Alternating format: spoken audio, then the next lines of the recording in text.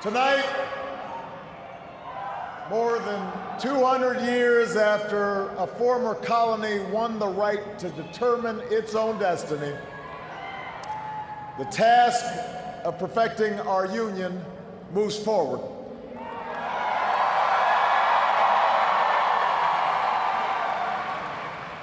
It moves forward because of you.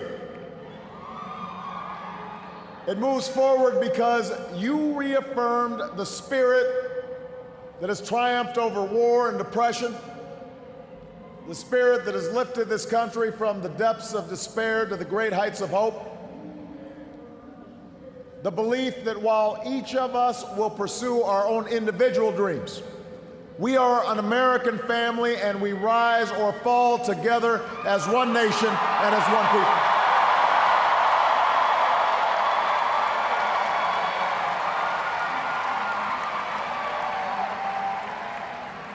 Tonight, in this election, you, the American people, reminded us that while our road has been hard, while our journey has been long, we have picked ourselves up. We have fought our way back. And we know in our hearts that for the United States of America, the best is yet to come.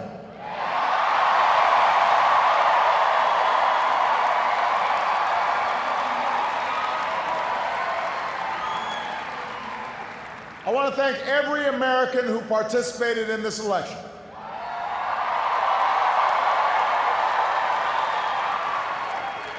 Whether you voted for the very first time or waited in line for a very long time. By the way, we have to fix that.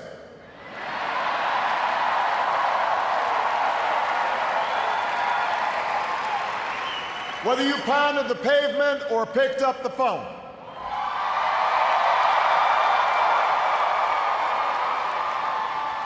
Whether you held an Obama sign or a Romney sign, you made your voice heard, and you made a difference.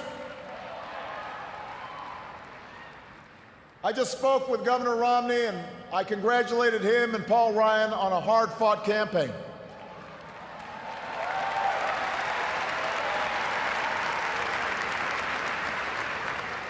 We may have battled fiercely, but it's only because we love this country deeply, and we care so strongly about its future.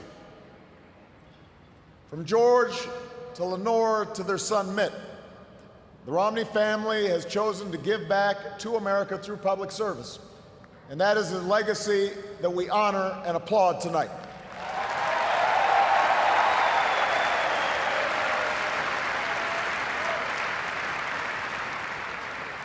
In the weeks ahead, I also look forward to sitting down with Governor Romney to talk about where we can work together to move this country forward.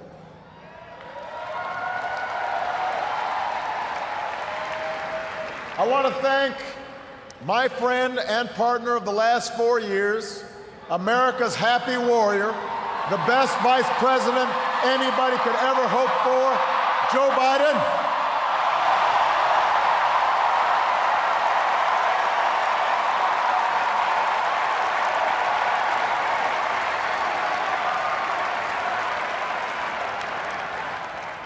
And I wouldn't be the man I am today without the woman who agreed to marry me 20 years ago.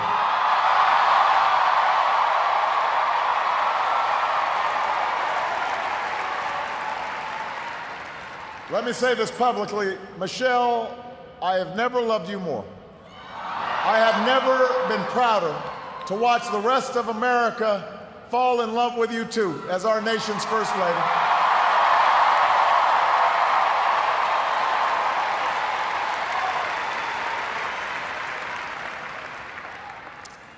Sasha and Malia, before our very eyes, you're growing up to become two strong, smart, beautiful young women, just like your mom. And I'm so proud of you guys. But I will say that for now, one dog's probably enough.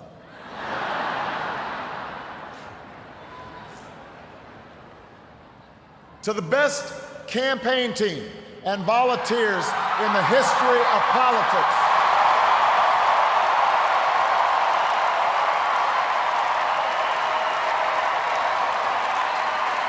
The best. The best ever.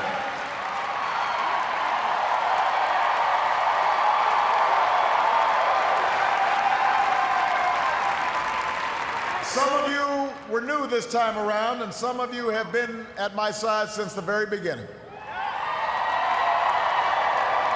But all of you are family. No matter what you do or where you go from here, you will carry the memory of the history we made together. And you will have the lifelong appreciation of a grateful president. Thank you for believing all the way through every hill, through every valley. You lifted me up the whole way, and I will always be grateful for everything that you've done and all the incredible work that you put in.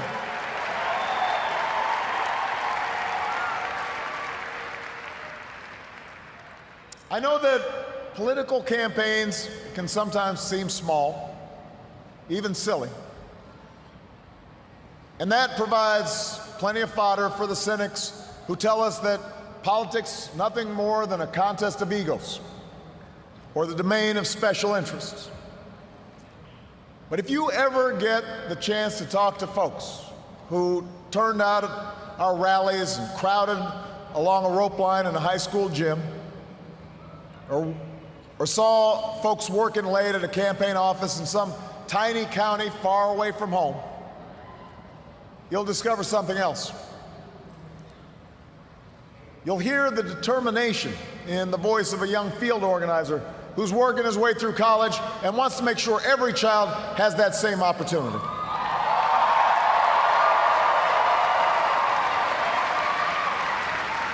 You'll hear the pride in the voice of a volunteer who's going door to door because her brother was finally hired when the local auto plant added another shift.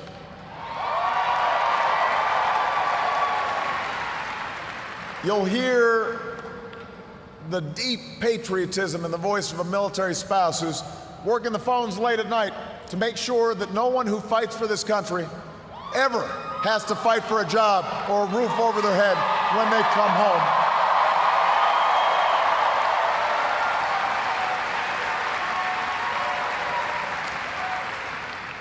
That's why we do this. That's what politics can be. That's why elections matter. It's not small, it's big. It's important. Democracy in a nation of 300 million can be noisy and messy and complicated. We have our own opinions. Each of us has deeply held beliefs. And when we go through tough times, when we make big decisions as a country, it necessarily stirs passions, stirs up controversy. That won't change after tonight, and it shouldn't. These arguments we have are a mark of our liberty. And we can never forget that as we speak, people in distant nations are risking their lives right now just for a chance to argue about the issues that matter, the chance to cast their ballots like we did today.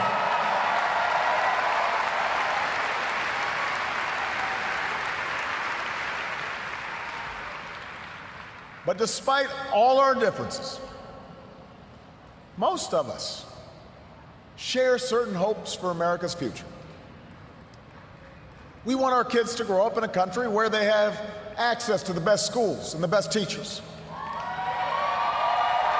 A country that lives up to its legacy as the global leader in technology and discovery and innovation, with all the good jobs and new businesses that follow.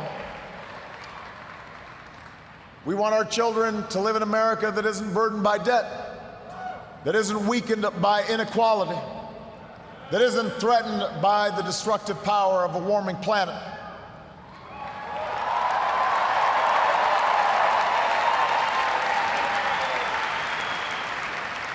We want to pass on a country that's safe and respected and admired around the world. A nation that is defended by the strongest military on earth and the best troops this world has ever known.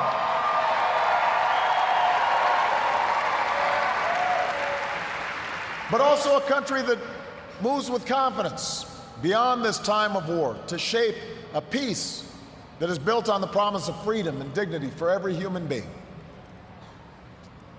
We believe in a generous America, in a compassionate America, in a tolerant America, open to the dreams of an immigrant's daughter who studies in our schools and pledges to our flag.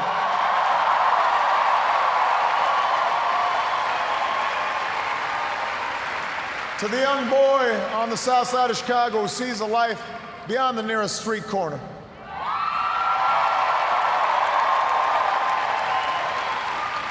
To the furniture worker's child in North Carolina who wants to become a doctor or a scientist, an engineer or an entrepreneur, a diplomat or even a president. That's the future we hope for. That's the vision we share. That's where we need to go. Forward. That's where we need to go. Now, we will disagree, sometimes fiercely, about how to get there. As it has for more than 2 centuries, progress will come in fits and starts. It's not always a straight line. It's not always a smooth path. By itself, the recognition that we have common hopes and dreams won't end all the gridlock or solve all our problems or substitute for the painstaking work of building consensus and making the difficult compromises needed to move this country forward. But that common bond is where we must begin. Our economy is recovering. A decade of war is ending. A long campaign is now over.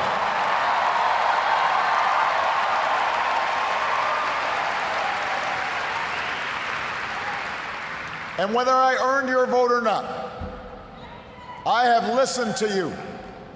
I have learned from you. And you've made me a better president. And with your stories and your struggles, I return to the White House more determined and more inspired than ever about the work there is to do and the future that lies ahead.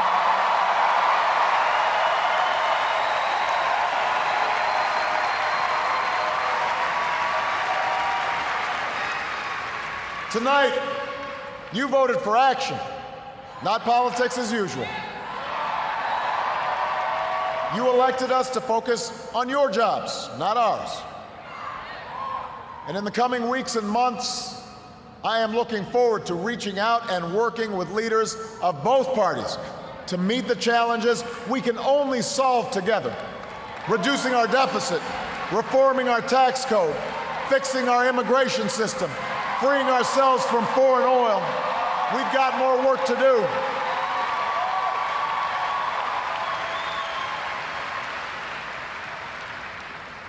But that doesn't mean your work is done. The role of citizen in our democracy does not end with your vote. America's never been about what can be done for us. It's about what can be done by us together through the hard and frustrating but necessary work of self-government. That's the principle we were founded on. This country has more wealth than any nation, but that's not what makes us rich. We have the most powerful military in history, but that's not what makes us strong. Our university, our culture, are all the envy of the world, but that's not what keeps the world coming to our shores. What makes America exceptional are the bonds that hold together the most diverse nation on earth. The belief that our destiny is shared, that this country only works when we accept certain obligations to one another and to future generations, so that the freedom which so many Americans have fought for and died for comes with responsibilities as well as rights, and among those are love and charity and duty and patriotism. That's what makes America great.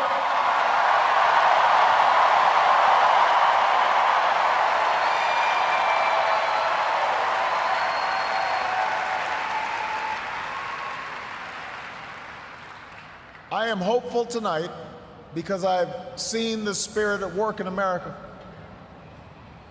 I've seen it in the family business whose owners would rather cut their own pay than lay off their neighbors, and in the workers who would rather cut back their hours than see a friend lose a job. I've seen it in the soldiers who re-enlist after losing a limb, and in those SEALs who charged up the stairs into darkness and danger because they knew there was a buddy behind them watching their back.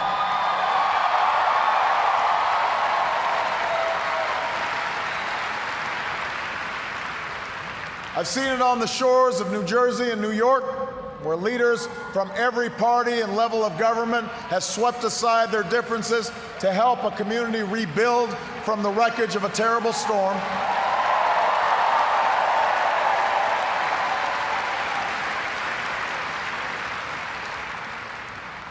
And I saw it just the other day in Menor, Ohio, where a father told the story of his 8-year-old daughter whose long battle with leukemia nearly cost their family everything.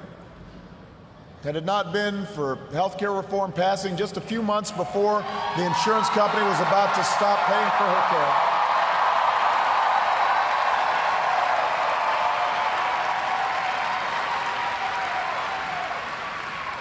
I had an opportunity to not just talk to the father, but meet this incredible daughter of his. And when he spoke to the crowd, listening to that father's story, every parent in that room had tears in their eyes, because we knew that little girl could be our own. And I know that every American wants her future to be just as bright. That's who we are. That's the country I'm so proud to lead as your president.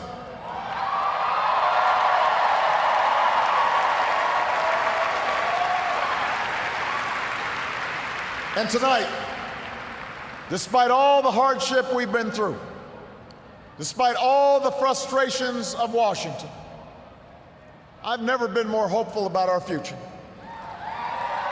I have never been more hopeful about America. And I ask you to sustain that hope.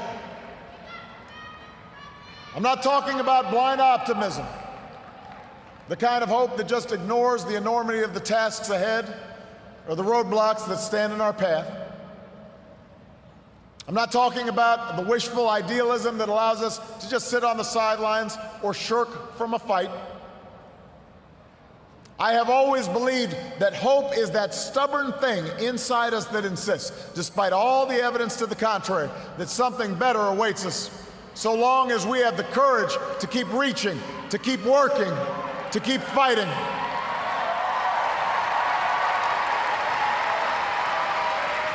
America, I believe we can build on the progress we've made and continue to fight for new jobs and new opportunity and new security for the middle class.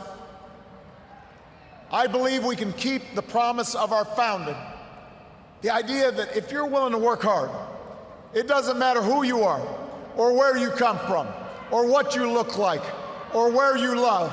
It doesn't matter whether you're black or white or Hispanic or Asian or Native American or young or old or rich or poor, able, disabled, gay or straight. You can make it here in America if you're willing to try.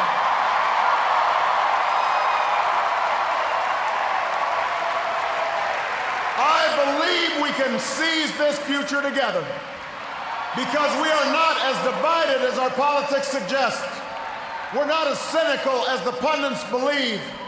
We are greater than the sum of our individual ambitions. and we remain more than a collection of red states and blue states. We are and forever will be the United States of America. And together, with your help and God's grace, we will continue our journey forward and remind the world just why it is that we live in the greatest nation on earth. Thank you, America. God bless you. God bless these United States.